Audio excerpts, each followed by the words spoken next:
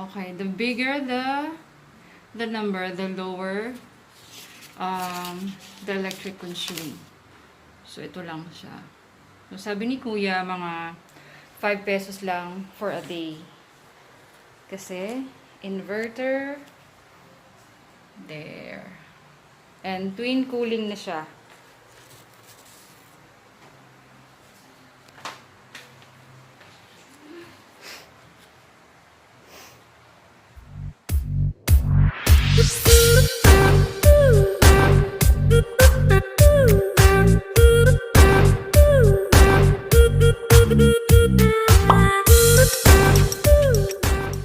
Malakay 310.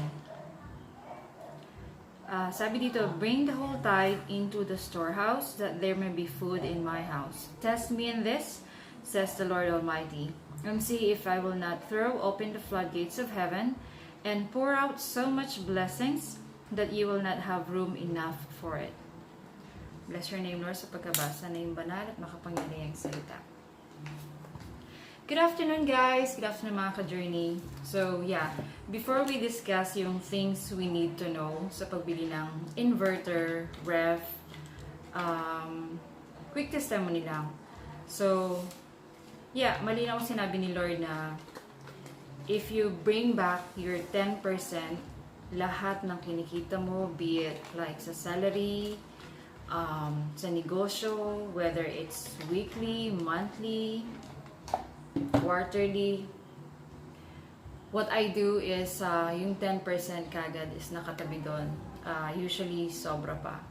Kasi I believe and I trust the word of God na hindi lang siya pagpapala like financially, pagpapala din siya physically, sa family mo, spiritually, emotionally. And, yun, malinaw sinabi ni Lord na there's no enough room para ibigay niyo lahat ng pagpapala niya. Kaya, before we discuss things we need to know sa pagbili ng inverter ref, I just want to praise and bring back all the glory to the Lord God for giving me these blessings for the new ref, which is inverter, and I paid it cash. Talagang, talagang nag-bless siya. Talagang, hindi... alam mo yun, todo-todo talaga. Things to know before buying inverter ref. So ako, in my experience, kakabili ko lang siya last week. So syempre, si merchandiser, hindi niya alam yung, details. Ang alam lang niya is yung how you can save electricity, ganyan, ilang yung watts, yung model and all that. Pero, so ito na, nasa bahay na yung ref. Ang binili ko is Condura inverter. So, bottom fridge siya. And then I noticed, may iba siyang tunog, yung parang tacky or cracky sound na parang tak-tak, ganon. Pero, ano naman siya, siguro 30 minutes, hindi siya tumatagal, pero nakakabahala siya, nakaka-worry. So, yun, alam mo yung feeling ko na parang baka sumabog anytime or whatnot. So, syempre, since bago lang siya, nag-request ako ng technician na pumunta dito to check if okay ba yung alignment, ganon, yung spacing sa front, sa gilid, ganyan.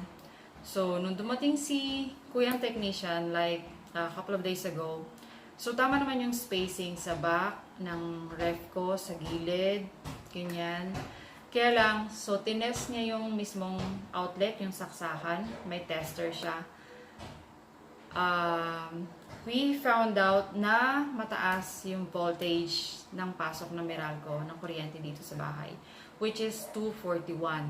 So, usually, dapat 220 lang siya. So, yun yung nasa manual, dapat 220 lang. So, yun yung reason kaya kung ba't, alam mo, may mga tunog, ganyan.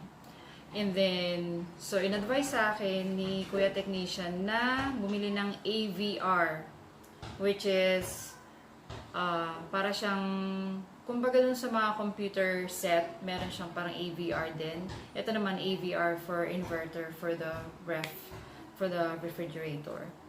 So, ayun na nga. Punta tayo sa Ace Hardware. Ayun na, ang dami ng banggit na mga pangalan. So, ayun, nagtanong ako. The price is 4,100.